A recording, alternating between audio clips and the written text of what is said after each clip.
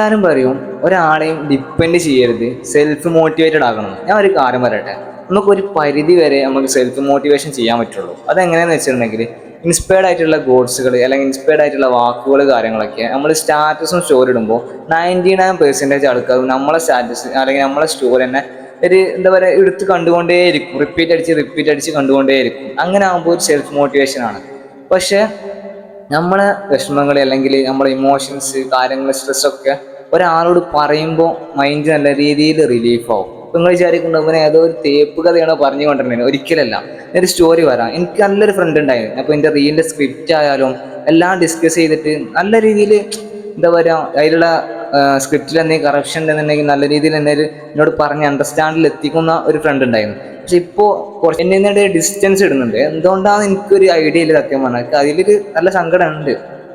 പക്ഷേ എൻ്റെ ഉമ്മ പറഞ്ഞ് ഒരാൾക്കും അധികമായിട്ട് മെസ്സേജ് അയച്ചിട്ട് അവരെങ്ങനെ ശല്യപ്പെടുത്തരുത്. ഞാൻ ഫസ്റ്റ് അത് അക്സെപ്റ്റ് ചെയ്തില്ല. പിന്നെ എനിക്ക് തോന്നി അത് ഒരു കണക്കിന് ശരിയാണ്. കാരണം അവർക്കും അവരുടേതായ ഇഷ്ടങ്ങളും കാര്യങ്ങളൊക്കെ ഉണ്ടാവുമല്ലോ. നമ്മൾ കൂടുതലായിട്ട് മെസ്സേജ് അയച്ച് ശല്യപ്പെടുത്തുമ്പോഴായിരിക്കും ഏറ്റവും കൂടുതൽ വെറുപ്പ് വരിക. പിന്നീടാണ് അത് എനിക്ക് എപ്പോഴും അങ്ങനെയാണ്, പിന്നീട് കത്തുള്ളൂ. അത് ഓട്ടോമാറ്റിക് എല്ലാവർക്കും അങ്ങനെയാണ്.